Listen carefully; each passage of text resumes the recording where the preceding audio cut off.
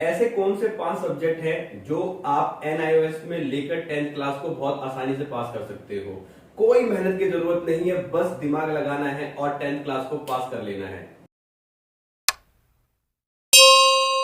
जैसा कि आप सभी लोगों को पता है, एजुकेशन में सबसे इंपॉर्टेंट जो डॉक्यूमेंट होता है वो 10th क्लास का डॉक्यूमेंट होता है। 10th क्लास की मार्कशीट के ही बिहाफ पर आप अपनी 11th 12th या कोई भी हायर स्टडीज के लिए अप्लाई करते हो तो 10th क्लास का ही डॉक्यूमेंट सबसे मेन रिक्वायर्ड होता है, जिसमें आपकी पूरी डिटेल होती है। 10th क्लास का ही एक डॉक्यूमेंट ऐसा है, आपकी मार्कशीट ऐसी है जिसमें आपका नाम, पापा का नाम, मम्मी का नाम और आपका डेट ऑफ बर्थ मेंशन होता है। बहुत सारे हमारे हिंदुस्तान में लोग ऐसे हैं जिन लोगों ने अपनी 10th पास नहीं की है।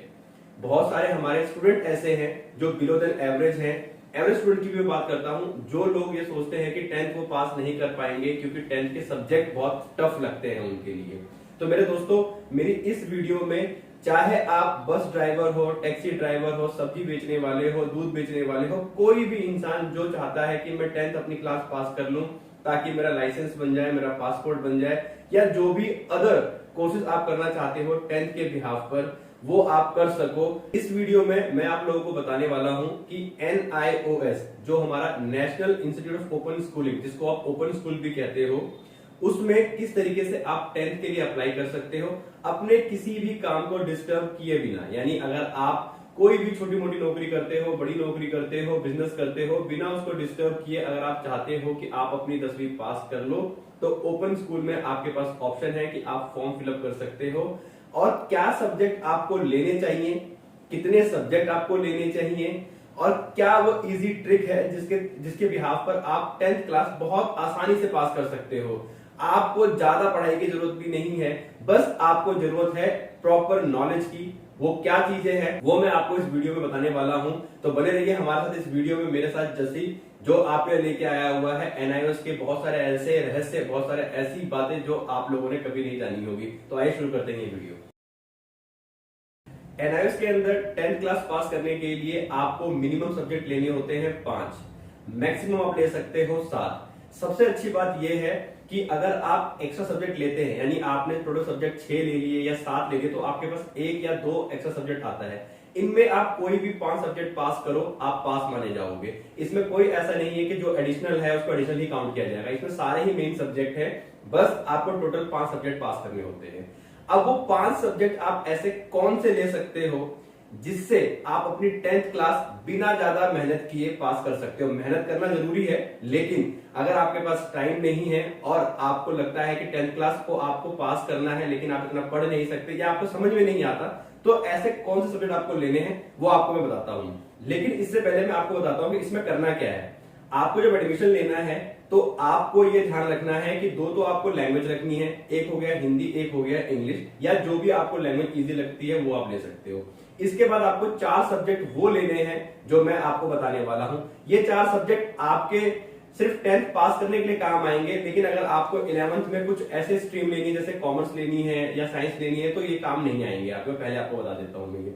तो ये 4 सब्जेक्ट कौन से हैं? सबसे पहला डेटा एंट्री, दूसरा पेंटिंग, तीसरा हिंदुस्तानी म्यूजिक और चौथा कार्नेटिक संगीत। ये 4 सब्जेक्ट आपके ऐसे हैं जो 60 to 70 मार्क्स के प्रैक्टिकल ऑब्टेन करते हैं, यानी इनके अंदर 60 से लेकर 70% तक का प्रैक्टिकल होता है। तो एडमिशन के टाइम पे आपको 6 सब्जेक्ट लेने हैं, 5 नहीं, आपको 6 लेने हैं। 2 आपकी लैंग्वेज हो गई और 4 सब्जेक्ट जो मैंने आपको बताया है ये। कोशिश करना कि 6 के 6 में आप पास हो, ताकि आपको 11th क्लास में एटलीस्ट आर्ट्स के सब्जेक्ट में ज्यादा प्रॉब्लम ना हो, तो आप आराम से निकाल सकते हो। इसके अलावा इनके टीएमए होते हैं, ट्यूटर मार्क असाइनमेंट। आपको कुछ नहीं करना है, आपने सभी सब्जेक्ट से 25, 30, 35 क्वेश्चन आंसर लिख लेने हैं, शॉर्ट या लॉन्ग, सारे मिलाकर आपको लिखने हैं। ये इतने क्वेश्चंस जमा करा देने हैं। सभी सब्जेक्ट्स के जो आपके टीएमए होते हैं वो 20 मार्क्स के होते हैं अगर उनमें प्रैक्टिकल नहीं है। जो 4 सब्जेक्ट आपको मैंने बताए हैं इनमें जो आपके टीएमए होंगे वो 10 मार्क्स के होंगे। कुछ नहीं करना है, बुक से लेके क्वेश्चन आंसर लिखने हैं और टीएमए जाके आपने सबमिट कर देने। तो आपके जो ये टीएमए के मार्क्स है ये तो आपके फ्री फंड के आपको मिल गए। इसके बाद जब आपके प्रैक्टिकल आएंगे तो जो 4 मैंने आपको मेन सब्जेक्ट बताए हैं जिसमें 60-70 मार्क्स के प्रैक्टिकल होते हैं, इन सब्जेक्ट्स के आपको प्रैक्टिकल अपने बुक से रेडी करना है और प्रैक्टिकल जब भी आपकी डेट शीट इशू होती है, प्रैक्टिकल आपको अपने जाके दे देने हैं। अच्छा, सबसे अच्छी बात क्या है इसके अंदर, इसमें आपका 1.5 घंटे और 2 घंटे का ही पेपर होगा प्रैक्टिकल का। इन 4 सब्जेक्ट में आप प्रैक्टिकल में पास हो गए, बेशक थियोरी में आप फेल हो जाते हो तो आप पास ही माने जाओगे। ध्यान रखो, इन 4 सब्जेक्ट में NIOS 10th क्लास में ही सिर्फ ये ऑप्शन है कि इन 4 सब्जेक्ट जो मैंने आपको बताए हैं, डाटा एंट्री, पेंटिंग, हिंदुस्तानी म्यूजिक और कार्नेटिक संगीत, ये 4 सब्जेक्ट ऐसे हैं अगर आपके प्रैक्टिकल पास हो गए, बेशक आप थ्योरी में इन्हीं सब्जेक्ट में फेल भी हो जाओ, आप पास ही माने जाओगे। तो 4 सब्जेक्ट तो हो गए आपके क्लियर। 2 आपके थे लैंग्वेज, हिंदी और इंग्लिश।